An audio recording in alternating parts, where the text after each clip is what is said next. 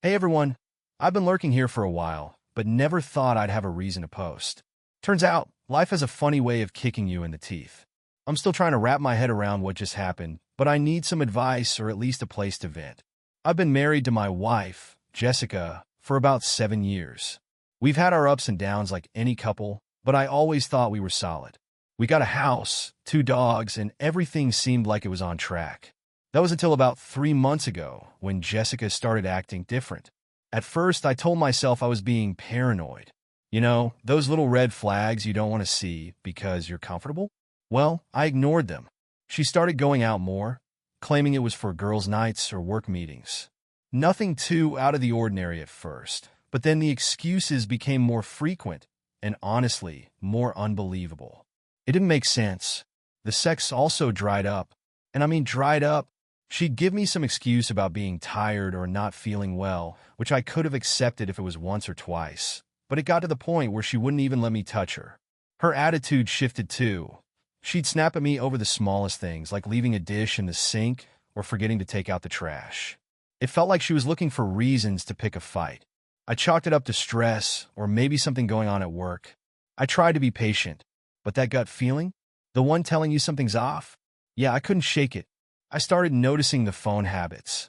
She'd keep her phone face down or take it with her everywhere, like even to the bathroom. When I'd ask who she was texting, she'd shrug it off, saying it was just a work thing or Lisa from her book club. It felt like I was losing her, but didn't know how to pull her back. I guess that's when I should have started paying more attention, but I didn't. Because that's what you do when you trust someone, right?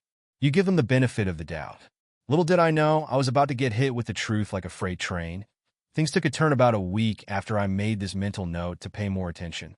Jessica had her usual girls' night planned, but something felt different. She was way too excited. I mean, she was dressed up, like really dressed up, in this tight black dress I hadn't seen in ages, makeup on point, the whole 9 yards. I even joked, "Damn, you're making those girls jealous tonight." She laughed it off and said they were going to some new fancy place downtown. I didn't think much of it at first. She kissed me on the cheek, barely made eye contact, and rushed out the door. The gut feeling was back, stronger than ever. I couldn't focus on anything. I tried playing video games, watching TV, even took the dogs for a walk, but my mind kept going back to her. Where was she really? Then the slip-up happened. About 2 hours after she left, I got a text from her. "Hey babe, running a bit late. Just finishing dinner with Lisa, then we're grabbing drinks. Love you." It seemed innocent enough, but something about the message made me pause. It was too formal. Jessica never texted me like that. And, honestly, it was weird that she even felt the need to check in like that. It was almost like she wanted to make sure I knew she was with Lisa. Curiosity got the best of me. And for the first time in our marriage, I decided to check her location on the Find My app. I wasn't proud of it, but I couldn't ignore the feeling anymore. My stomach dropped when I saw her location. She wasn't downtown at some fancy restaurant. She was at a motel. A fucking motel. I stared at the screen, my mind racing. There had to be some explanation, right? Maybe she was meeting Lisa there for some reason. Maybe they were staying the night because they didn't want to drive home drunk. But none of that made sense.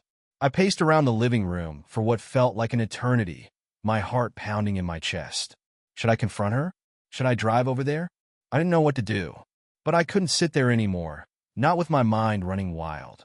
I had to know the truth, no matter how much it was going to hurt that so I did what any sane person would do in that moment. I grabbed my keys and drove to the motel. The whole drive over, my hands were shaking. I was trying to prepare myself for what I might find, but nothing could have really prepared me for what was coming. I pulled into the parking lot and parked a few spaces away from the entrance. My heart was pounding so hard I thought it might burst out of my chest. I didn't want to believe what I was about to do, but I knew, deep down, that I had to. I sat there for a minute, staring at the building, trying to gather the courage to get out of the car. But then I saw her, Jessica, walking out of a room with some guy. He wasn't some random guy either. It was Josh, one of my buddies from the gym. I recognized him instantly. They were laughing, talking, and way too close for comfort. She didn't even look back as she got into his car. I felt like I'd been sucker punched. Everything around me blurred, and all I could see was them. My wife, with another man, in a fucking motel that I didn't move. I didn't even breathe for what felt like forever. My mind couldn't catch up with what my eyes were seeing. There was Jessica, my Jessica, walking out of a cheap motel with a guy I'd lifted weights with, laughed with, shared beers with. The betrayal hit me like a sledgehammer to the gut. I couldn't even process that she was with Josh of all people. They got into his car, and for a split second I thought about rushing over there. Yelling, screaming, demanding answers. But I was frozen. I couldn't do a damn thing except watch as they drove off, laughing like they didn't have a care in the world. I sat there for what felt like hours, gripping the steering wheel so hard my knuckles turned white. I couldn't believe it. I didn't want to believe it. My mind kept running in circles, trying to come up with excuses. Maybe this was all some sort of misunderstanding. Maybe I just walked into something that wasn't what it seemed. But deep down, I knew. I fucking knew. Eventually, I drove home, barely seeing the road through my anger and the fog of disbelief. I didn't know what I was supposed to do next. Should I wait for her to come home? Should I confront her right then and there? Part of me was terrified of what she'd say. The other part wanted nothing more than to tear into her for lying, for making a fool out of me. But instead, I just sat there in the dark, staring at the front door, waiting for her to come home and face me. It was almost 1 a.m. when Jessica finally walked through the door. I could hear her heels clicking against the hardwood floor as she made her way inside. I sat on the couch, pretending to watch TV, but I wasn't watching a damn thing. My heart was racing. This was it, the moment I'd been dreading. She came in all bubbly, like nothing had happened. "Hey, babe," she chirped, setting her purse down. "Sorry I'm so late. We ended up bar hopping a bit." Her voice had that fake, sing-song tone that she always used when she was trying too hard to act normal. I didn't say anything at first. I just stared at her, trying to keep my cool. "So, how was your night?" I asked, my voice calm but trembling underneath. She didn't even look at me as she kicked off her shoes and stretched. "Oh, it was fun. You know how it is with the girls. One drink turns into 5, and next thing you know, it's way too late." She smiled, but I could see the tension in her eyes. She was lying, and not even trying to hide it. "That's funny," I said, leaning forward, "because I checked your location earlier." Her face dropped. She froze, like a deer caught in headlights, then quickly recovered. "Oh yeah, I knew you'd see that. Lisa and I stopped by that motel because her car was acting up. We thought it'd be safer to pull in there instead of stopping on the side of the road. It was really sketchy, but it was the only place nearby." She rattled off the lie so quickly it almost sounded rehearsed. I wanted to scream at her, call her out on her bullshit. But instead, I just nodded, playing along for the moment. "So, you and Lisa were there?" She looked me dead in the eyes, her expression never wavering. "Yeah, just me and Lisa." Her voice was firm, confident, like she truly believed I was stupid enough to buy this crap. That was the moment everything inside me broke. The denial, the excuses, all gone. This wasn't a misunderstanding. She wasn't going to come clean. She was gaslighting me, treating me like I was an idiot. I snapped. I stood up, my heart pounding in my chest, and I could feel the anger bubbling up, ready to explode. "You really expect me to believe that bullshit, Jess?" I practically shouted. "I was there. I saw you walk out of that motel with Josh." Her face went pale, like all the color drained out of it in an instant. She stood there, stunned, opening and closing her mouth like a fish, but no words were coming out. The guilt was written all over her face, and I felt like I was about to explode. "Don't you dare stand there and lie to me," I continued, my voice cracking under the weight of my emotions. "I watched you. I fucking watched you leave with him, laughing like I'm some idiot sitting at home waiting for you." She finally found her voice, but it wasn't an apology. "No, of course not. It's not what you think," she blurted out. "We were just hanging out. He's been going through some stuff with his girlfriend, and I was just being a friend. Nothing happened." I could barely believe what I was hearing. She was still trying to spin the story, still trying to make me out to be the crazy one, but her voice was shrill, panicked, and full of desperation. But it only pissed me off more. "Nothing happened? You expect me to believe that? After all the sneaking around, the bullshit excuses, and the motel? With Josh of all people?" She crossed her arms, defensive now. "I told you, we were just talking. It's not like that. You're blowing this way out of proportion." My hands were shaking, and I could barely hold it together. The sheer arrogance of it, of her thinking she could lie to my face after I literally saw her with another man. "Do you even hear yourself? You're lying, Jessica. How long has this been going on?" Her face twisted into this mix of anger and annoyance, like I was the one ruining her night. "It's not like I'm sleeping with him, okay? God, you're being so dramatic. Josh needed someone to talk to, and I didn't think you'd freak out like this." I could feel my blood boiling, my jaw clenched so tight I thought I might break a tooth. "So you just go to motels to talk now? I guess the lack of sex at home makes sense now. Huh? You've been giving it to him instead?" She rolled her eyes. She actually rolled her eyes. "Oh my God, stop making everything about sex. It's not always about that. You think just because I don't want to have sex with you that I'm cheating." At that moment, I realized she wasn't going to come clean. She wasn't going to apologize or own up to anything. Instead, she was doubling down, spinning it back on me like I was the problem, like I was overreacting, that I stood there in disbelief. It was like she had this wall around her, protecting herself from any guilt or accountability. She wasn't sorry. Hell, she wasn't even trying to pretend she was. I felt this overwhelming wave of sadness and rage crashing down on me all at once. "Wow, Jess," I said, my voice softer now, but full of hurt. "You know what? I actually wanted to believe you. I really did. But you don't even care, do you?" She sighed dramatically, like she was exhausted from the whole conversation. "It's not that I don't care, but you're acting crazy. You're making something small into a huge deal." Small? Her affair, her lies, and the emotional manipulation, she saw it as small. "That's it, isn't it?" I said, shaking my head. "You don't give a shit about how this affects me. You just want to keep lying and pretending everything's fine." She threw her hands up. "Fine. Think whatever you want. If you're going to be paranoid and controlling, then maybe we shouldn't be together anymore." And there it was. The words that hit me harder than the affair itself. The dismissal. The complete disregard for what she'd done, for the years we'd spent together, for the life we'd built. It was like none of it mattered to her anymore. After that, she stormed off into the bedroom, leaving me standing there in the living room, shell-shocked. I could hear the sound of drawers opening and closing. She was packing a bag. Meanwhile, I just sank onto the couch, feeling like the ground had been ripped out from under me. The sadness hit me harder than the anger. It felt like I'd lost everything in a matter of minutes. 7 years down the drain. I couldn't wrap my head around how cold and indifferent she'd been.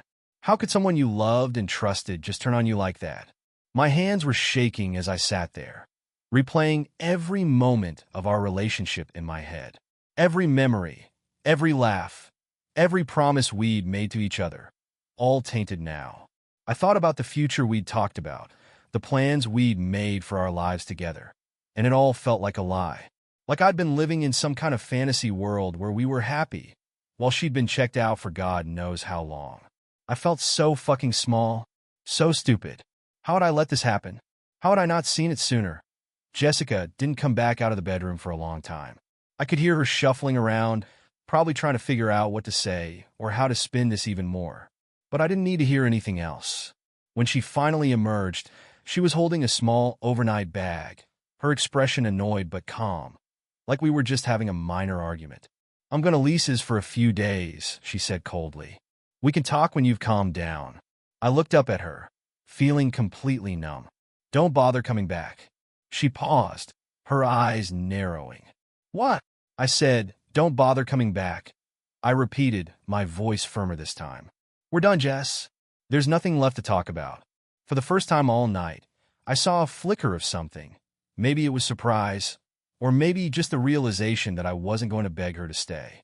But she quickly covered it with her usual attitude. "Fine. Whatever. If that's how you want it." And just like that, she walked out, slamming the door behind her. The silence that followed was deafening. The house felt different, empty. I couldn't believe it was over, just like that. All the years we'd spent together, reduced to a single moment of betrayal and lies. Part of me wanted to cry, to let it all out, but I couldn't. The anger and hurt were too fresh, too raw. I sat there in the darkness, replaying the night over and over in my head, wondering how I didn't see this coming. How did we get to this point? How had I missed the signs? Was this my fault? Could I have done something differently to keep her from straying? But deep down, I knew the truth. Jessica had made her choice. And now I had to make mine. The next morning, the reality of everything started to settle in. Waking up in an empty house felt like a punch to the gut. The bed felt too big, too cold. There was no familiar sound of Jessica getting ready. No smell of her perfume lingering in the air. Just silence. And in that silence, everything hit me like a ton of bricks. I didn't even know where to start. I couldn't shake the images of her and Josh. It kept replaying in my head, and every time it did, it felt like someone was twisting a knife in my chest. Part of me wanted to scream at her, at him, to get some kind of closure, but another part of me knew it wouldn't change a damn thing. I texted my buddy Mark, the only guy I could think of who wouldn't give me some cliché advice like, time heals all wounds. I needed someone who'd get it. I told him everything, from the motel to the lies, and before I knew it, he was at my door with a six-pack of beer and a look that said he was ready to listen. We sat on the porch, cracking open the beers. Mark didn't say much at first, just let me talk. I told him how it started, how Jessica had been acting weird, and how I'd finally caught her. I vented about the lies, the gaslighting, and the way she didn't even seem to care that our marriage was falling apart. I always had a bad feeling about her, man, Mark said after a while, shaking his head. Not trying to kick you when you're down, but you deserve better than that shit. She was always looking out for number one. Hearing him say it out loud made the reality of it all hit even harder. She'd never really been the person I thought she was. The more I thought about it, the more I realized she'd always been selfish. This wasn't the first time she'd put herself first. Hell, even in our arguments before all this, she had a way of twisting things to make me the bad guy. I just hadn't wanted to see it. Over the next few days, my emotions were all over the place. One minute, I was angry as hell, furious at Jessica for what she'd done and at Josh for being the kind of scumbag who'd betray a friend like that. I thought about texting him, calling him out, maybe even showing up at the gym and making a scene. But every time I picked up my phone, I stopped myself. What was the point? They weren't worth the energy. Then there were moments when the sadness crept in, and I'd wonder if I could have done something differently. Maybe if I'd paid more attention, we wouldn't have ended up here. Maybe I could have saved our marriage if I'd just been a better husband. But the truth was, Jessica had been checked out long before I caught her. And no matter how hard I tried, I couldn't have fixed what was broken in her. That didn't stop the pain, though. It still hurt like hell to realize the woman I'd loved, the woman I thought I'd spend the rest of my life with, didn't give a damn about me. I couldn't wrap my head around how easily she'd walked out, like 7 years together meant nothing. After a week of wallowing in my emotions, I realized I couldn't stay stuck in this cycle forever. I had two choices. I could either let this destroy me, or I could move forward. Jessica wasn't coming back, and honestly, I didn't want her to. She'd shown me who she really was, and I wasn't going to spend my life with someone who didn't respect me enough to be honest. So, I called a lawyer. It was time to make things official. The idea of divorce had always seemed so distant, something that happened to other people. But now it was my reality. And while it felt like the end of a chapter, it also felt like the beginning of something new. I needed to focus on myself, rebuild, and figure out who I was without her. I told the lawyer everything, the affair, the lies, the way she gaslit me, and he assured me that I had grounds for divorce. He was straightforward and no nonsense, which was exactly what I needed. There was no saving this marriage. I wasn't interested in some messy back and forth. I wanted out, and I wanted to move on. It's been about a month now since Jessica walked out that door. The paperwork's in motion, and I've been slowly rebuilding my life.